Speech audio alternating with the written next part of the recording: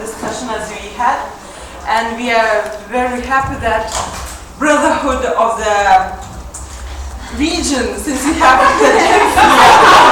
helping Uzbekistan, it's empowering all the region. We all would agree that it was, at the beginning we were quite negative, group. We were just threats and weaknesses. And then we moved on the positive side, so in the same way we can present that, so right? So what threats for Uzbekistan we found if the Rogun Dam would be constructed in Tajikistan, project by Tajiks in Tajikistan. So the thing is, water prices would go up. So as we heard this morning, it would be a problem for agricultural development, both cotton and food, and the security problem would. And that can cause actually lack of the security within the society, yes, because of the water prices and because of the food and agriculture issues. So that's the weaknesses. And about threats, a bit. So then that's... Yeah, so the threats... No, maybe let's go to... But I have one question. Maybe Zamina, present shortly what is the project about. But I think everybody knows what is the project about. Okay. Yes, we don't have to go. Yeah, by now, very much hope so. Okay, so yes, it's better balance to go on strengths a bit. Yes, about the strength. First of all, the prices go down. The price of electricity. Yes. Because if probably Tajikistan will produce much more energy that it actually needs, then he can sell it and the prices will go down. And that can actually, I don't know what is written here. Position of the whole.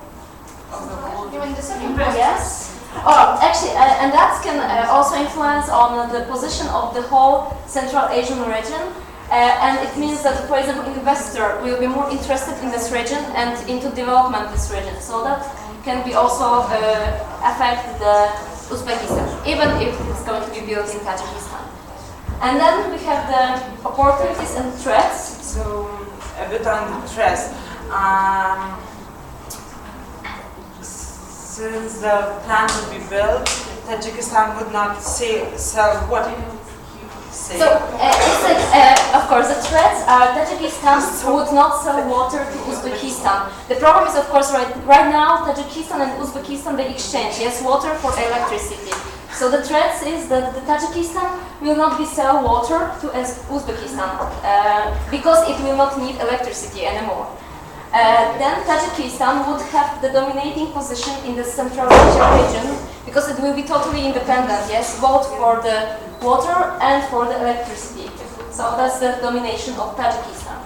And then another threat is the technological catastrophe or some national disaster because of, actually there are two reasons for that. One is the national disasters that's as we could hear today, there are a lot of national disasters, so actually they can affect this new technology and of course make some catastrophe. And another reason and the threats is that they don't have enough educated people, specialists, to actually build and then govern this project. Yes. And what did you write here? Did you like specialists? And as you mentioned, it's also technological, also related with environmental issues because if some technological catastrophe happens, the environment would be greatly affected. Also, communities living around and maybe not so around and not so close to the region would have great implications on their lives and also catastrophes. Yeah, and the last... It's even increase. Yeah. And opportunities maybe... And opportunities you want to say? Yes. Okay, so... Okay, so anyway, not waste our time. About the opportunities. If there will be a cooperation between Uzbekistan and Tajikistan, this cooperation can cause development in both of the countries. And it means that actually it can cause also industrialization in Uzbekistan. For example, if the price for electricity will be fair and this cooperation will be fair. And that can make actually employment. And in the end, actually, because of the development, then the level of security can grow. Even if we talk about lack of security as a weakness, then in the end, actually, it can cause some kind of security and stabilize the whole region. Also the Uzbekistan. Yeah, that's it. Thank you. Quite a lot of information in a very short period of time, so it must be quite effective in your discussion. Let me just add a couple of things. With regard to Uzbekistan, one of the biggest mysteries of Central Asian politics is whether Uzbekistan is actually opposed to the project as a whole or opposed to a particular stage of the project. Now, there are three possible stages that are associated with three different levels of the dam, three different heights. And obviously, depending on the height of the dam, more or less water could stay within the control of Tajikistan. That only becomes a problem if stage 3 is reached, when basically Rogun would become the tallest dam in the world at about 335 meters. But that's, first, it's unclear if one would ever get there because of the costs. And secondly, because should Tajikistan opt for the completion only of stage 1 and 2, then Tajikistan would still be able to generate enough electricity to become self-sufficient and even export it without affecting the amount of water that it would be able to pass downstream. There are issues with regard to catastrophe, and there Uzbekistan tends to refer to precedents. So this is not a new project. It was conceived in '56, started to be developed in '65, catastrophe in '76, new talks and new stages of getting it up and running in '94, 2004, 2007. So it's starting to be a sort of a kind of almost a phoenix kind of a situation. But the claim on the Uzbek side, apart from the usual point about Tajikistan being in control of the entire Central Asian water, which is possible to explain, but anyway.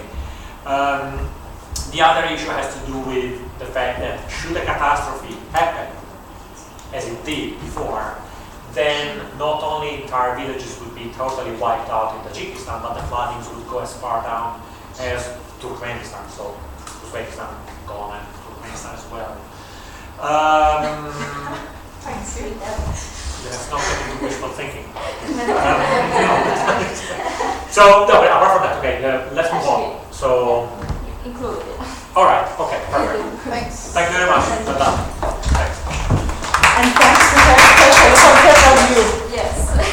All right, Afghanistan.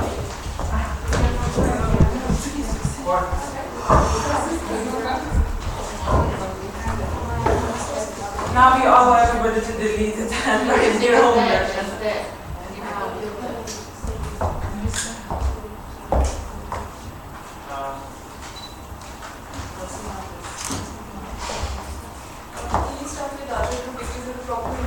All right, sure.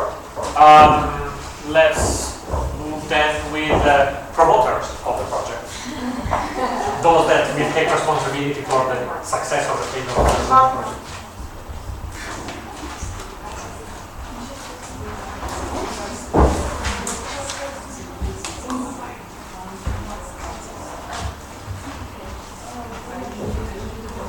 Out of curiosity, what about in the building were you? Sorry? What about in the building were you? Before? Garden. By the garden? Yeah. All right, okay.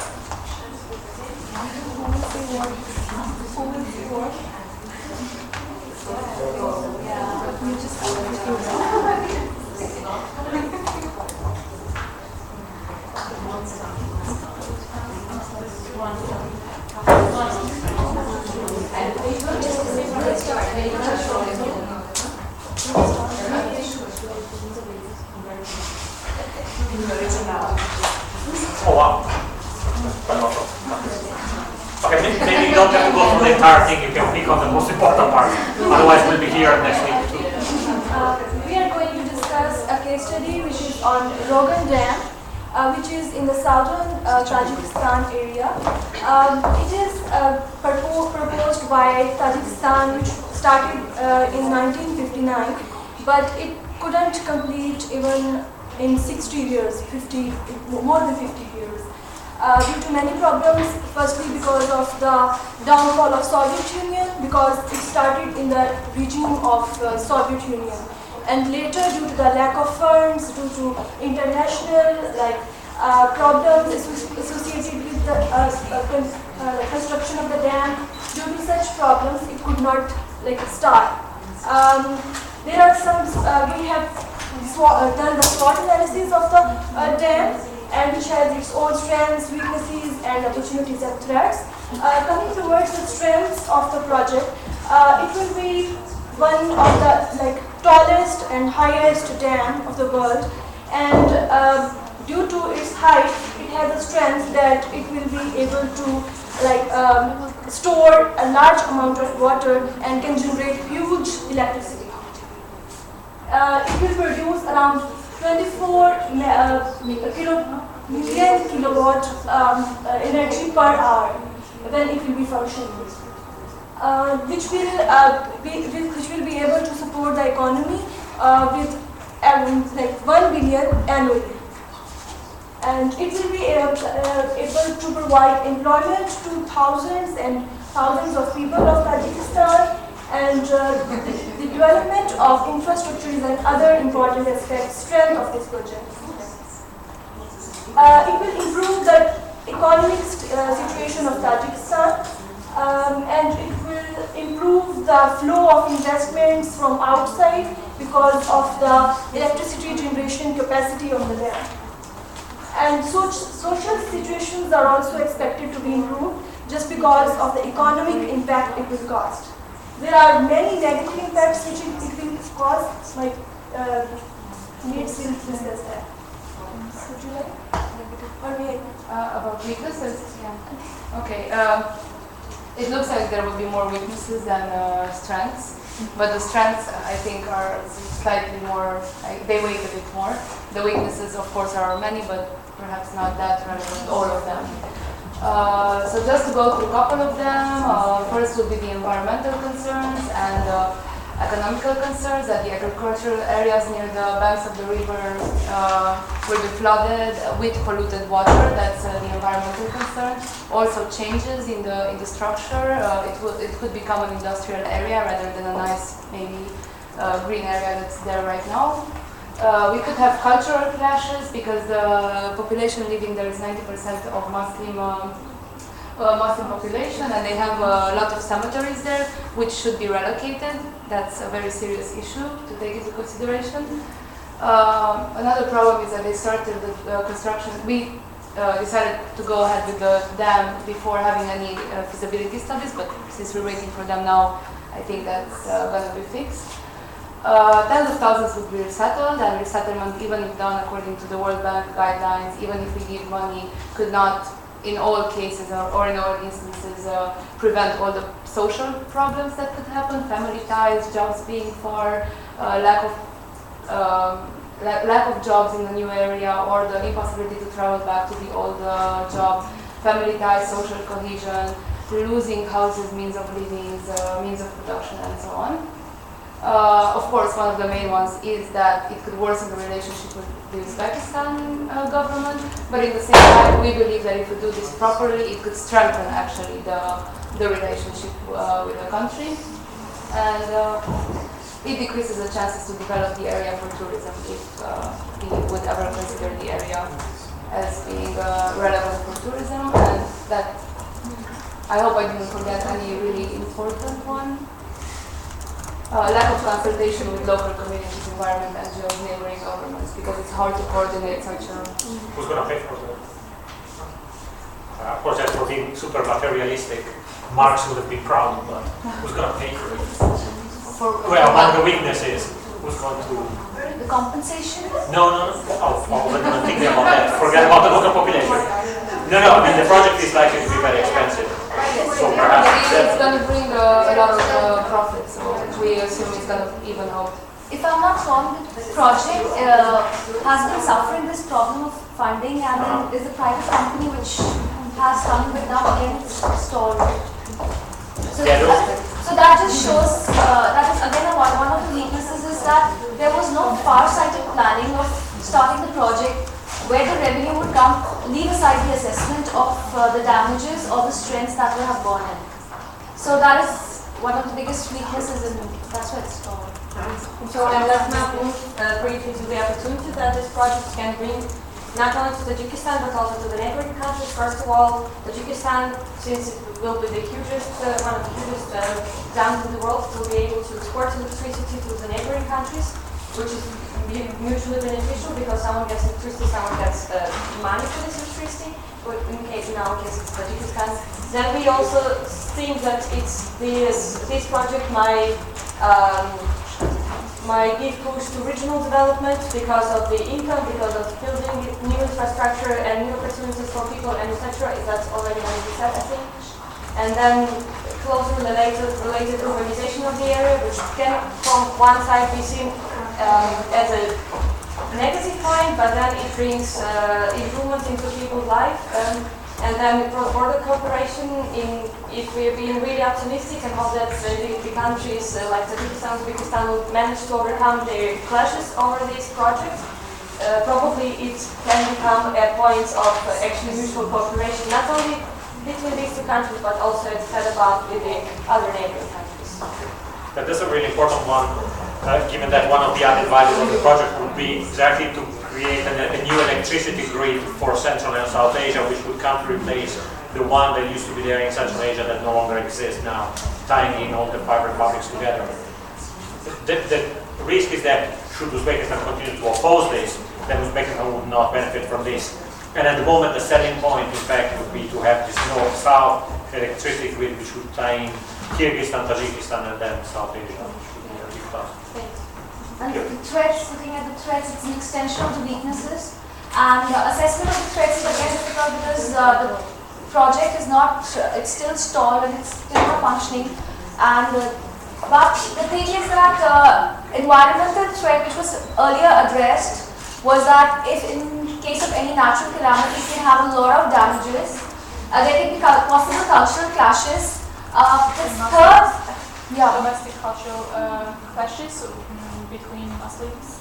Yeah, thank you. And looking at the third and the fourth point, water has been, like today we discussed in the class, was the trans-boundary issue and resource. Therefore, it can cultivate a lot of diplomatic and political clashes between countries and international business.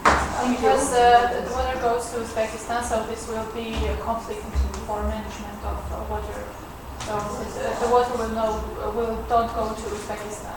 So we have. That's a major problem Uzbekistan actually articulates at the moment. That's since it's the Tajiks have the upstream of the river, Uzbeks will suffer from not being able to probably have so much water for the cotton industry, which is one of the pillars of their economy.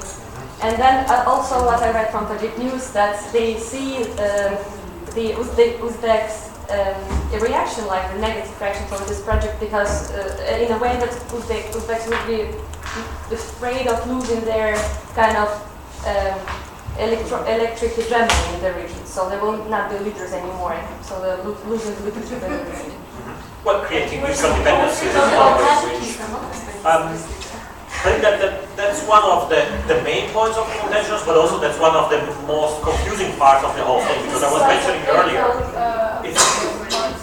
it's difficult to see where the two countries agree and disagree. In the sense, it's very clear what Tajikistan would want to do, in the sense of being willing to build the Rogun project, although it's very clear whether, at what stage of the three, it would stop, or at least whether it would be able to concede one stage and stop at one of the previous two, which would be a major concession to Uzbekistan. And on the other hand, as I was saying earlier, it's very unclear what Uzbekistan wants. That is, does Uzbekistan oppose the project as a whole, or whether it would be able to live with one or the other. So at the moment, there's quite a lot of, say, tug of war between the two, without actually going down to the nuts and bolts of the project. But thank you very much. Great job.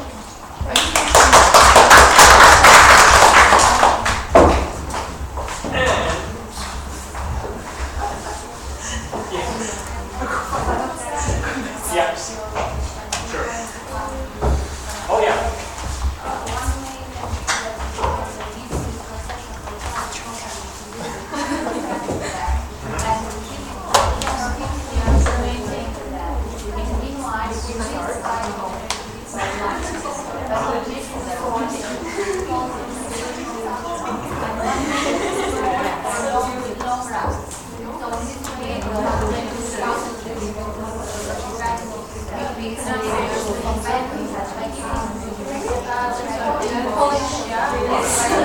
At the moment, the two ways in which they try to fund it was one is by getting a Rogun Dam part of it, but then the cost of the project is estimated around 6 billion at the very least. Yeah. Yeah. And no country will ever fund it. Can you please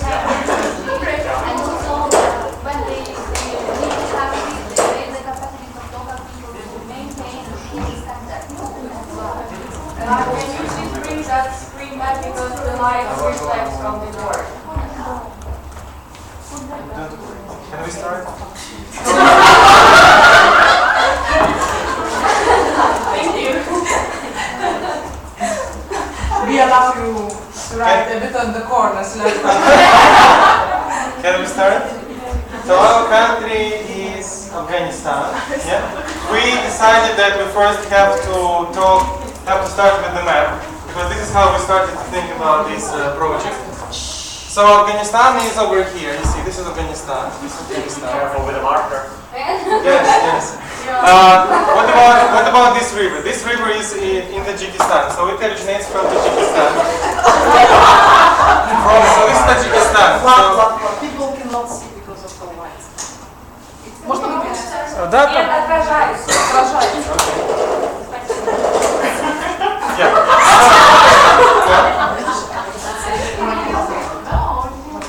Okay, guys, just 1 second. Concentrate. Instead of Kyrgyz Republic is a big spot of light. Okay, so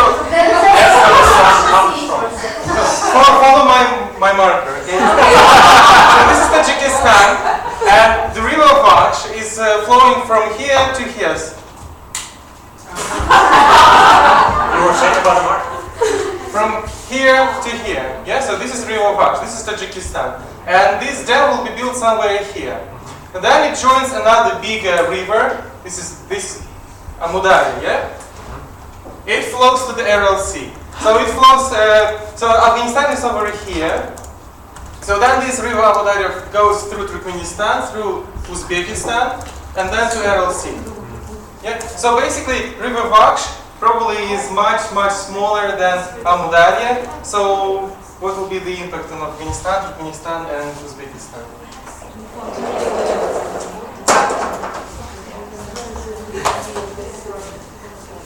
I will go on with the strengths and opportunities, and Sarko will continue with weaknesses and threats. We just pointed out two strengths, major strengths: energy security and better quality of life and economy. And for these strengths, we pointed out opportunities like employment. It's a source of labor places, and the other one is improving infrastructure, regional integration, and better environment, in a sense that if we have energy security, we have energy, we just stop deforestation, and this is presented in our group as the opportunity. And Sarko will go just with there are a number of weaknesses and threats. First of all, Afghanistan will be dependent on Tajikistan for energy supply.